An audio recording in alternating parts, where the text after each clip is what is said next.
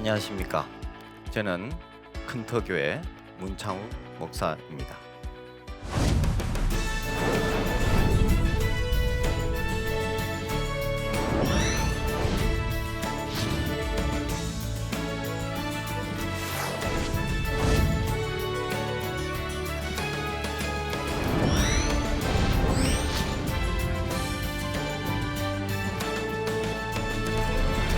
작은 교회도 선교할 수 있을까요? 재정이 없다고? 교인이 얼마 없다고? 불가능한 일일까요? 저는 얼마든지 작은 교회도 선교할 수 있다라고 믿습니다. 작은 교회가 선교할 수 있는 것을 한번 분석해 보려고 합니다. 작은 교회가 선교할 수 있는 이유는요, 선교는 돈으로 하는 것도 아니고 사람이 많이 있어야 하는 것도 아닙니다. 반대로 한번 생각해 볼까요? 작은 교회들이 이제 선교를 하려고 하는데 우리도 이렇게 큰 교회가 되고 또 사람이 많고 돈이 많이 생기면 이렇게 하려고 합니다. 이런 교회를 흔히 만나볼 수가 있습니다. 그런데 시간이 흘러서 이제 그렇게 된 교회, 그러니까 처음보다는 많이 재정도 불어나고 성도도 불어난 이런 교회들을 이렇게 만나봤는데, 그때도 여전히 우리는 아직까지 좀 더 있어야 됩니다. 아직까지 재정도 부족하고 아직까지 이걸 하기에는 여력이 없습니다. 이렇게 할 수 있는 것을 보게 됩니다. 그렇다면 결국에는 그렇게 생각한다면은 작은 교회는 선교할 수 없는 것으로 이렇게 결론이 나게 될 것입니다. 그런데 과연 그럴까요? 과연 선교할 수 없을까요? 저는 우리 큰터교회 사례를 통해 이것이 가능하다라는 것을 제시하려고 합니다. 저희 큰터교회는 IMF가 한참 시작될 때 1998년 3월 교회를 개척했습니다. 그때는 재정도 한 푼도 없고 건물을 빌렸지만 임대료도 낼 수 없고 목회자 생활도 할 수 없고 그런 상황이었습니다. 그런 상황 속에서 이제 성도가 4명 내지 5명 정도 되었습니다. 그럴 때 선교를 시작을 해야 되겠다, 그렇게 각오하고 처음부터 하지 못하면 할 수 없다, 그렇게 생각을 해서 시작을 하려고 했습니다. 그런데 들리는 소식이 우리 이렇게 개척교회가, 그것도 이 IMF 시대에 어떻게 선교를 한단 말입니까? 이것은 너무 사치스러운 거 아닙니까? 이런 식의 이야기가 들렸습니다. 그래서 제가 생각해낸 방법이 성도 한 사람 한 사람을 찾아가서 설득해야 되겠구나. 그래서 한 사람 만났습니다. 성도님, 선교를 할 수 없다고, 이렇게 우리 교회는 선교를 할 수 없다고 이야기를 들었는데 사실입니까? 이렇게 물어보니까 이분이 하시는 말씀이 제가 언제 그랬습니까? 하는 그런 인상이었습니다. 그래서 제가 분명히 들었습니다. 성도님이 선교를 이렇게 하는데 좋아하지 않는다는 이야기를 들었습니다. 사실이죠? 이러니까 이분이 좀 당황스러워했습니다. 그래서 제가 그때 성도님, 선교를 반대한 것은 정말 잘한 일입니다. 왜냐하면 이 성도님이 교회를 생각해서 그런 거 아닙니까? 이렇게 하면 안 그래도 힘든데 이 선교를 하면 더 힘들어질 것 같아서 그런 것 아닙니까? 그래서 그거는 잘한 일입니다. 그런데 하나 더 질문을 하겠습니다. 우리 교회가 그러면 앞으로 잘 되겠습니까? 안 되겠습니까? 이렇게 질문했더니 이분이 하는 이야기가, 그걸 제가 어떻게 합니까? 우리 교회는 잘 될 확률이 없습니다. 왜냐하면 지금만으로도 충분히 힘들고 거기에다가 선교까지 한다는 것은, 이것은 더 어려운 환경을 더 만드는 것이기 때문에 잘 될 확률이 없습니다. 다시 질문을 드리겠습니다. 한 번도 선교에 도전하지 않고 망하는 것과 한 번이라도 선교에 도전을 하고 망하는 것, 성도님이라면 어떤 것을 택하겠습니까? 이렇게 질문을 했더니 이분이 좀 편안해진 것 같았어요. 그러면서 이야기를 했습니다. 이왕 망하는 것이라면 한 번이라도 이렇게 해보고 망하는 것이 낫지 않습니까? 이분이 설득이 된 거죠.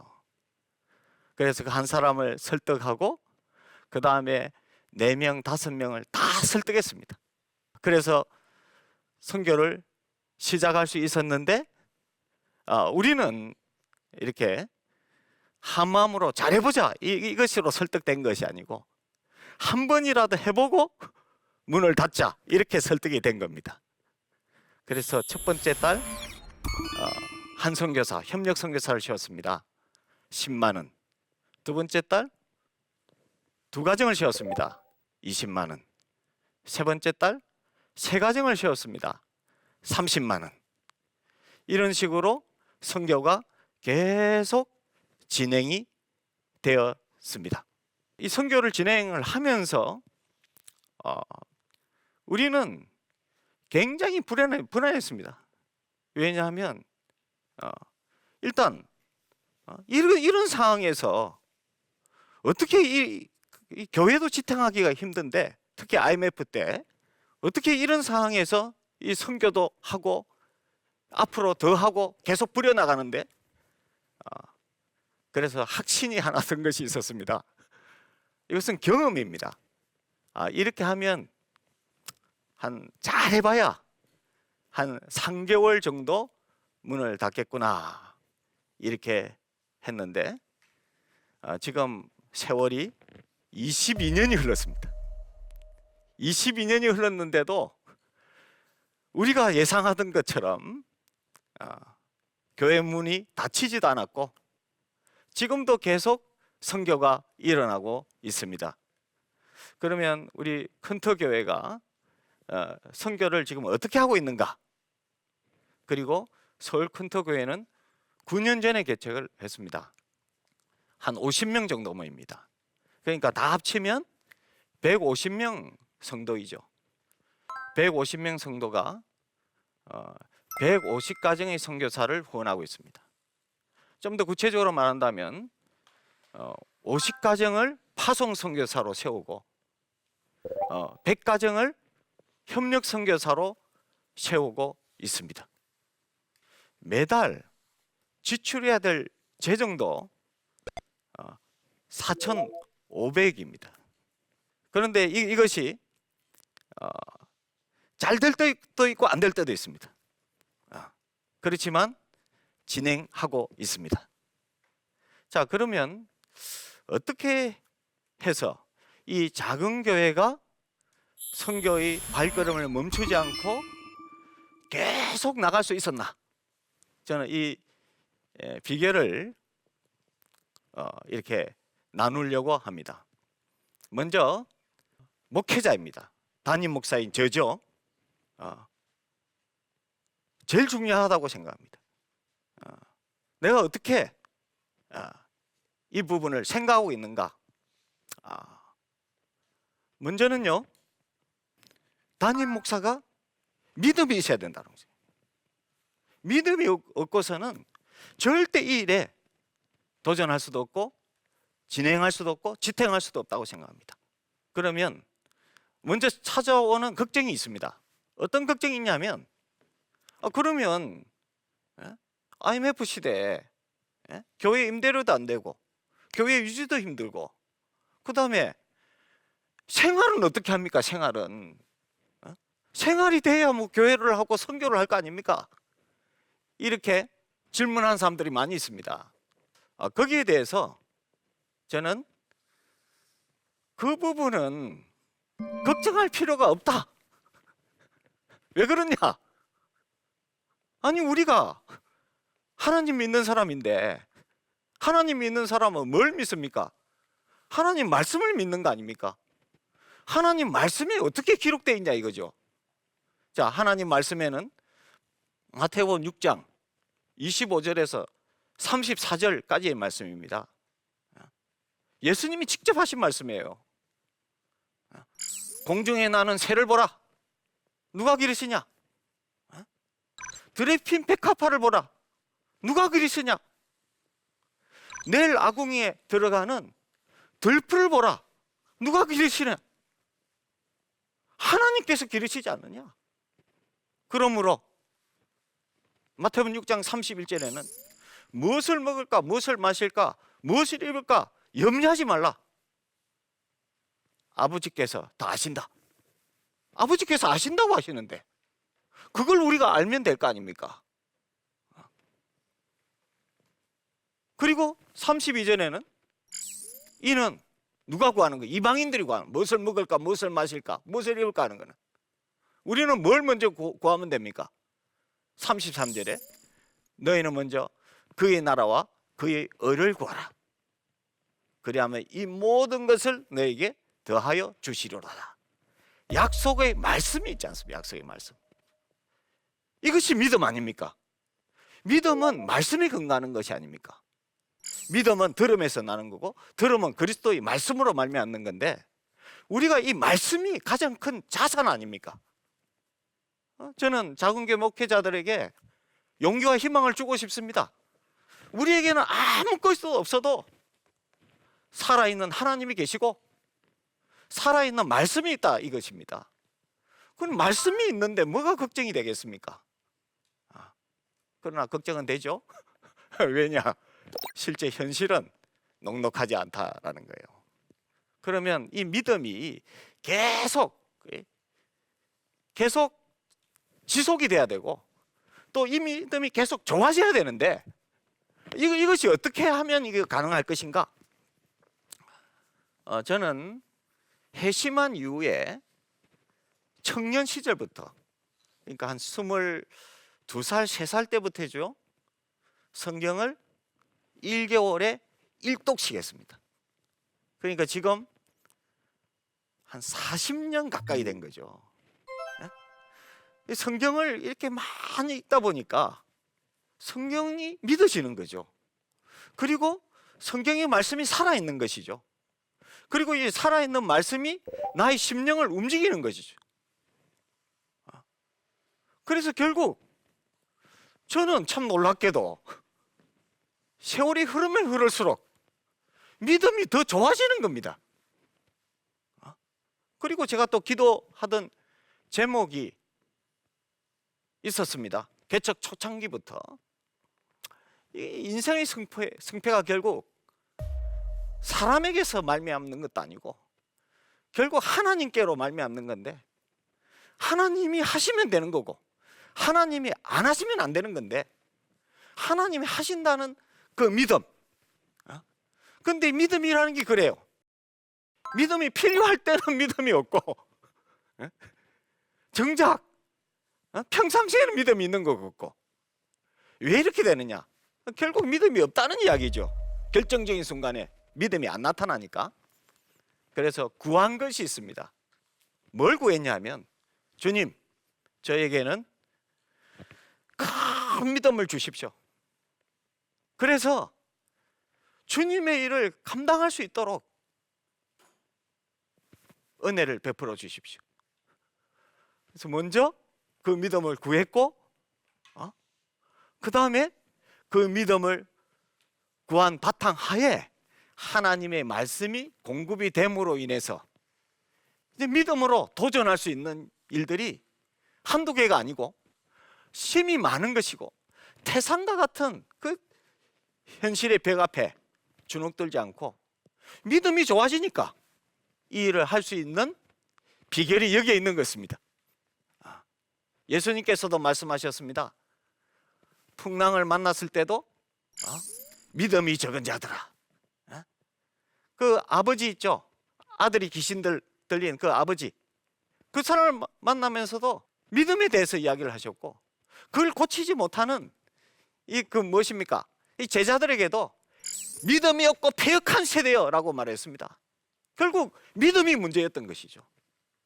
그래서 저는 작은 교회도 선교할 수 있다, 가감히 말씀을 드립니다. 왜냐하면 산 증인이기 때문이죠. 그리고 그것은 그냥 되는 것은 아니다. 믿음이 있어야 됩니다. 그리고 믿음이 그냥 저절로 생기는 것은 절대 아니다. 믿음은 말씀을 들음으로 오는 것이고, 말씀을 들음으로 믿음이 좋아지는 것이다, 이렇게 볼 수 있는 것이죠. 자, 그러면 작은 교회도 선교할 수 있는 두 번째 비결, 첫 번째가 믿음이 있어야 된다. 두 번째 비결은요, 하나님의 뜻에 절대적으로 순종해야 된다. 저는 인생의 목표가 다른 것이 아니고, 우리 뜻을 이루는 것이 아니고, 그것을 야망이라고 표현하죠. 그것이 아니고 하나님의 뜻을 이루는 것이 우리 인생의 목표라고 생각합니다. 왜냐하면 우리를 지으신 분께서 지으신 의도대로 사는 것이 바로 하나님의 뜻입니다. 예수님도 왜 이 땅에 오셨습니까? 하나님의 뜻을 이루기 위해서 오신 거 아닙니까? 자, 그렇다면 하나님의 뜻을 절대적으로 받들기 위해서 어떻게 해야 되는가? 뭐 사실은 이렇게 멋있게 한 번, 두 번 정도는 선교를 열심히 할 수는 있습니다. 그런데 이것이 매주, 매달, 매년, 10년, 20년, 뭐 평생 이렇게 하는 것은, 꾸준히 하는 것은 힘든 것 같아요. 주위에도 보면 이렇게 한 번, 두 번, 또 어느 정도까지 열심히 하는 사람들은 봤습니다. 제가 주위에서도 봤어요, 그런 분들을. 그런데 그 지속이 안 되더라고요. 사실은 하다 보면 악재들을 굉장히 많이 만납니다. 야심차게 선교사를 파송을 하고 이렇게 위로하고 보냈는데 선교비를 공급할 수 없을 때가 있어요. 어떻게 합니까? 그러면 사람들이 비난하죠. 왜 그렇게 무리하게 하셨습니까? 이렇게 이야기를 하거든요. 그럴 때 저는 정작 양심의 부담이 있는 거죠. 어떤 부담입니까? 선교사를 파송하고 선교비를 제때 보내지 못한. 그러면 제때 보낼 수도 없죠, 사실. 형편적으로 따져보면 그런 상태인데, 참 이것이 제가 뭘 주도해서 이 선교를 한 것이 아니고, 저는 처음부터 교회를 개척하는 것도 주님이 뜻을 물었습니다. 그러면 어떤 교회를 해야 됩니까? 주님의 뜻은 어떤 교회를 원하십니까? 선교하는 교회. 이렇게 해서 순종을 한 겁니다. 그리고 어떤 사람을 처음부터 해야 됩니까? 나중에 좀 좋아지면 해야 됩니까? 그것도 물었습니다. 물었더니 처음부터 그런 감동을 주셨죠. 그러면 어떤 사람을 보내야 됩니까? 교회 재정 어떻게 써야 됩니까? 그래서 결국 교회 개척한 지 2년 만에 교회 재정의 50%를 선교비로 지출하고, 그 다음에 2년이 지나서부터는 파송 선교사를 세우고, 그 다음에 그것을 또 계속 진행하기 위해서 2001년에는 무려 5가정의 선교사를 먼저 파송하는 것부터 시작했습니다. 그렇게 시작하고 계속 이렇게 진행을 해나가요. 그런데 한 번도 쉽게 된 적은 없었습니다. 그런 가운데서 제가 할 수 있었던 것은 뭐냐? 하나님 앞에 굽는 겁니다. 금식하는 거예요. 내 양심의 소리, 내가 주님의 뜻을 따라서 이렇게 해왔지만 되어지는 상황이 너무나 어렵고 힘들어서, 이 상황 속에서 내가 할 수 있는 것은 몸으로 하는 기도, 목숨을 거는 기도, 그거밖에 없었던 거죠. 처음에는 한 끼부터 시작했습니다. 한 끼는 너무 쉬웠어요. 그래서 두 끼 좀 어려웠습니다. 그래서 두 끼는 어려워서 그 다음에는 좀 더 어려운 길, 세 끼, 하루 24시간 금요일 날 딱 정하고 금식을 시작했는데, 그 금식이 지금은 15년이 지났습니다. 한 번도 어긴 적이 없는 것 같아요. 그것뿐만 아니고 이 뭐 교회에서도 이 시달립니다. 왜 시달리냐면 이게 납득이 잘 안 되지 않습니까? 이렇게 하는 선교가 형편도 안 되는데, 돈은 없는데, 교회도 이거 아슬아슬한데 시달리고 이렇게 하는 것이 맞습니까? 이렇게 또 집에서도 편안하지가 않습니다. 자꾸 질문하니까. 예? 아니 이거 어떻게 해야 됩니까? 이렇게 해놓고 이렇게 성교비도 잘 못 보내고 이걸 어떻게 설명해야 됩니까? 솔직하게 내 아내도 나한테만 좀 대답해 주십시오 이렇게 이야기하는. 나도 사실 잘 모르고 합니다. 그냥 하나님이 뜻인 줄 알고 순종해서 하는 겁니다. 그래서 그것이 결국 어떻게 됩니까? 철야기도가 되는 거죠. 잠자기가 힘들어지니까. 그게 철야기도로 발전했습니다. 그리고 사람들과의 만남에서 대화가 잘 안 되니까 그건 또 무슨 기도가 됩니까? 수시로 무시로 기도하면, 기도할 때는 아무도 방해하지 않거든요. 그러니까 기도와 말씀으로 사실은 상황은 힘들었지만 저는 말씀과 기도로 거룩해지는 삶이 이루어지고 있었던 거예요. 저도 모르게. 결국 포기하지 않으면 다 된다. 하다 보면 안 될 것 같은 것이 훨씬 많다. 그리고 실제로 안 되기도 한다. 그러나 안 되더라도 계속 하는 겁니다. 숨죽이고 묵묵히 이런 것들이 결국에는 지금 아슬아슬했지만 언제 어떻게 문을 닫았지 몰랐지만 우리가 상황에 관계없이 하나님의 뜻은 진리인데 하나님이 기뻐하시는 뜻을 절대적으로 붙잡고 그 일에 수정들어 한 걸음 한 걸음 나아간다면 변치 않는 하나님께서 은혜를 베풀어 주시고 그 가운데 하나님의 기뻐하시는 일이 일어나는 현장이 될 수 있다. 이것을 믿습니다. 저는 한국교회의 미래는 작은 교회에 달려있다고 믿습니다. 작은 교회가 살아나기 위해서는 하나님의 뜻을 받들면 살아난다고 생각합니다. 하나님의 뜻은 무엇입니까? 땅끝까지 복음을 전하는 것입니다. 그것이 교회의 사명인 거죠. 그래서 작은 교회가 살아나고 결국 작은 교회가 살아날 때 한국 교회는 살아날 것이고 결국 이 나라에 소망이 있을 것이라고 믿습니다. 아무리 작다 하더라도 하나님은 살아계십니다. 아무리 재정이 없다 하더라도 하나님은 모든 것을 가지고 계십니다. 아무리 사람이 적어도 관계없는 것이죠. 그래서 작은 교회가 선교하는 것은 작은 교회만을 위한 것이 아니고 한국 교회를 위한 것이고 또 하나님 나라를 위한 것이고 이를 위해서 헌신을 하는 교회들이 일어날 때 하나님은 이 대한민국 교회를 축복하실 것이다 라고 믿습니다. 이것으로서 강의를 마치겠습니다. 온라인을 통해서 들어온 질문입니다. 요즘 코로나로 선교지마다 비상등이 켜졌다고 하는데 기도와 후원 외에 선교에 힘이 될 수 있는 방법이 있을까요? 저는 코로나를 힘들게 생각하지 않습니다.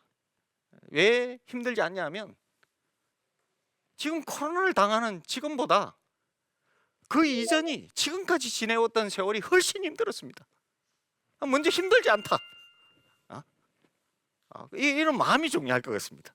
이런 마음이 중요하고 그 다음에 이 코로나가 사실은 새로운 전환점이 될 것이다. 지금까지 했던 것보다는 새로운 방식으로 전환하지 않으면 안 되는 어떻게 보면 위기인데 이 위기가 기회로 전환하게 될 것이고 그걸 통해서 하나님의 뜻이 나타나게 될 것이다 라고 믿습니다. 그리고 이 코로나로 인해서 실제로 선교사들은 더 힘들어졌습니다. 고립되고 그 다음에 교회도 힘들어지니까 선교사도 더 힘들어졌는데 먼저 뭐 큰 것이 아니고 마음으로 선교사들을 품고 선교사를 품고 또 환영해주고 만나서 뭐 식사 함께 해주고 뭐 이런 것부터 선교에 대해서 좋은 마음들을 나누어 주는 것 그것이 가장 큰 힘이 되지 않을까 생각을 합니다. 감사합니다. 저는 한국교회의 미래는 작은 교회에 달려 있다고 믿습니다. 하나님의 뜻은 무엇입니까? 땅 끝까지 복음을 전하는 것입니다. 그것이 교회의 사명인 거죠.